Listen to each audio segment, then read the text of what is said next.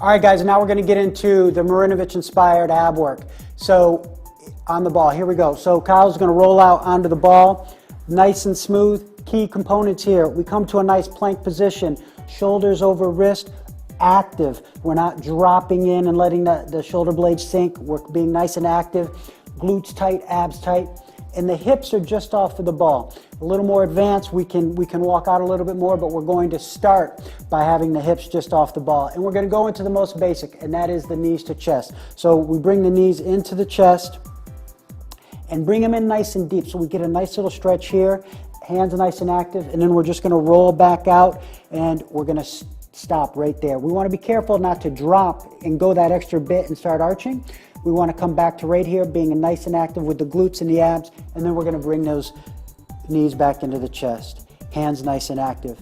Nice and smooth. This is a great warm-up to really start getting that pelvis working and moving. We're getting those shoulders and arms active, creating some stability. And the key thing to remember is don't be in a hurry. Okay, let's just take this from one stable position at the end to one stable position at the other end. Back and forth.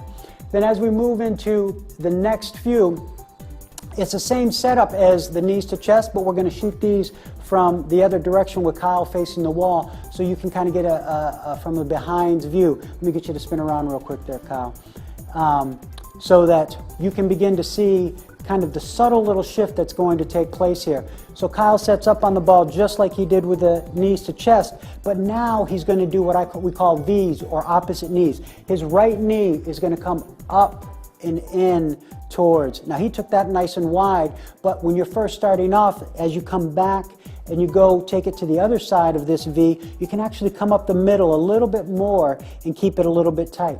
So on the V's, we just come back and forth, alternating right knee, left elbow, left knee, right elbow. And again, if you want to come up the middle and not cut that quite so hard, you can.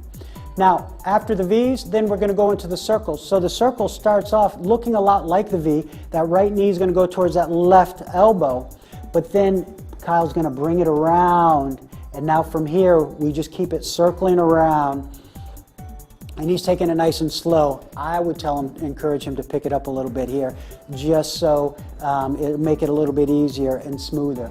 So nice and smooth. And on this one, we're not going to alternate. You're going to go 5 one direction, 5 the other. Okay? So we'll just let Kyle take it back a little bit to the other side, so you can see with the circle coming back around, again, a nice circle motion. So those are the first 3. Knees to chest, V, and circle. And then for the fourth one, and this is kind of an intermediate sort of exercise, we're going to do the side to side. So we come up like we're doing the knees to chest. We're going to get up onto the shin bones, but now we're going to let the knees go one way and the hips go the other as Kyle brings it on over and then takes it on over the other way. And we call these the side to side. And this is going to give us some great stretching through the lower back and the knees. But again, this is the basic series. Depending on where you're at in your mobility and your comfort on the ball, you can start off just making small little shifts. You don't have to get to where Kyle is right off the bat, but this is where we'll eventually be going. All right? Reps, 10 to 15 on the knees to chest, nice good warm-up, and anywhere from 3 to 8 each side on the V's, circles, and side to sides.